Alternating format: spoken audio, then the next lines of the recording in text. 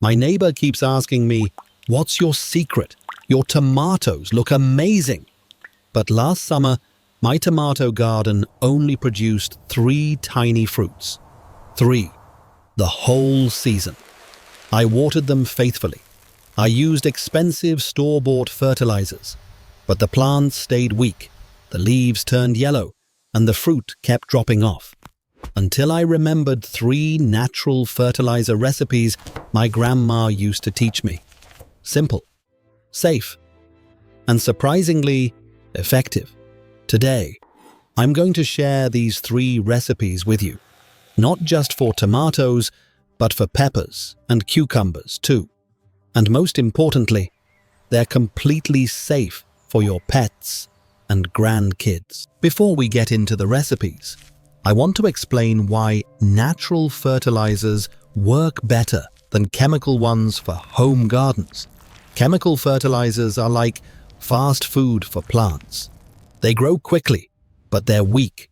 They get sick easily. And more importantly, they can be dangerous if your grandkids play in the garden or your dog likes to dig around. Natural fertilizers are different. They nourish the soil. Healthy soil means healthy plants. Healthy plants means sweet, abundant fruit. And here's what my grandma always said: "Honey, garden soil is like a person's stomach. Feed it natural food and it'll give you back the very best." Now, let's start with the first recipe. This one works especially well for tomatoes. Recipe number 1. Banana peel water for tomatoes. First, an important note. This recipe is completely safe. Banana peels are not toxic to dogs, cats, or children. But if you have pets that like to snack in the garden, pour it at the base of the plant instead of spraying on the leaves. Here's what you'll need: 3 to 4 ripe banana peels. No need for fancy organic bananas. Regular ones from the grocery store work just fine. And about a quart of water. How to make it? Step 1. Cut the banana peels into small pieces, about finger-sized. Step 2. Put them in a glass or plastic jar. Add the water. Cover loosely with a lid. Don't seal it tight. Step 3. Let it sit in a cool place for 2 to 3 days. You'll notice the water turns light brown. That's a good sign. Step 4. Strain out the banana peels. Dilute the water with clean water at a ratio of 1 part banana water to 5 parts water. Why does this work? Banana peels contain lots of potassium, the most important nutrient for tomatoes to flower and set fruit. Without enough potassium, the plant might flower, but the blooms will drop before becoming fruit. How to use it? Pour about 1 cup, that's 8 ounces, at the base of each plant, once a week. Water in the early morning or late afternoon. Never water during the heat of the day, when temperatures hit 85 degrees or higher.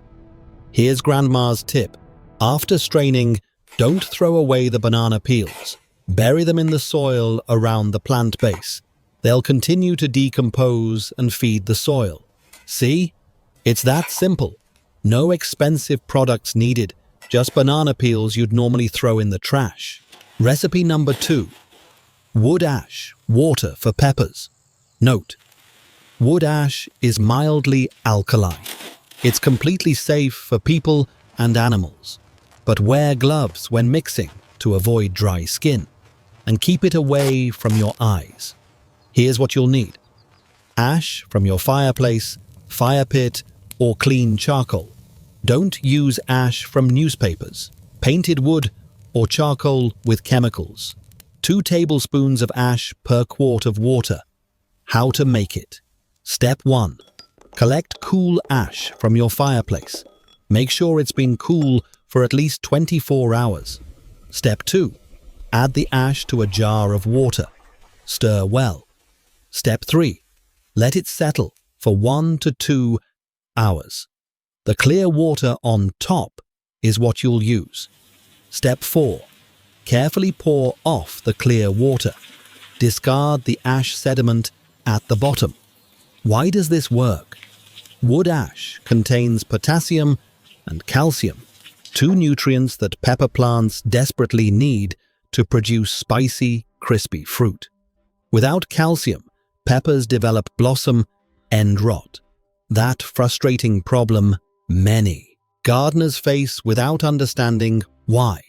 How to use it. Pour 1 cup at the base of each plant, once every 2 weeks. Don't overdo it, because ash can make the soil too alkaline. Here's Grandma's tip. Sprinkling a thin layer of ash around the plant base also helps keep slugs and snails away. They don't like crawling over ash. And here's the wonderful part. If you have a fireplace or wood stove, you have an endless supply of free fertilizer all winter long. I have to share a quick story with you. After using the first 2 recipes, within 6 weeks, my garden completely transformed. From 3 tiny tomatoes, now I harvest a full bucket every week. My peppers are so flavorful that my neighbors keep asking for seeds. And you know what makes me happiest? My granddaughter can play in the garden without me worrying. My dog still loves to dig around, and that's perfectly fine, because everything is natural and safe. Now, let's move to recipe number 3, a special one for cucumbers. Recipe number 3, starchy cooking water for cucumbers. This is the safest recipe of all 3.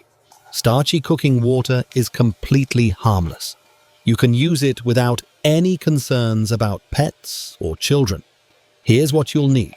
Saved water from cooking pasta, potatoes, or even rice if you rinse it before cooking. The cloudier the water, the more nutrients it contains. How to make it. Step 1. When cooking pasta or boiling potatoes, save that starchy water instead of pouring it down the drain. Let it cool completely. Step 2. Store it in a sealed container. Leave it in a cool place for 2 to 3 days. You might notice a slightly sour smell. That's beneficial microorganisms doing their work. Step 3. Dilute with clean water at a ratio of 1 part starchy water to 3 parts water. Why does this work? Starchy water contains starches, B vitamins, and beneficial microorganisms. They help loosen the soil and help cucumber roots grow strong. Strong roots mean strong vines, more fruit, and crispier cucumbers. How to use it. Pour 2 cups at the base of each plant, twice a week. Cucumbers love moisture, so you can water them more than tomatoes and peppers. Here's Grandma's tip. Starchy water isn't just good for cucumbers. You can use it for most leafy greens in your garden. It works especially well for lettuce, spinach, and kale. And here's the best part. You already have this ingredient. Every time you cook, just stop pouring it down the drain.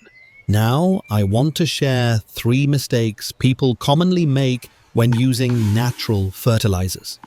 Mistake number 1, using too much, too often.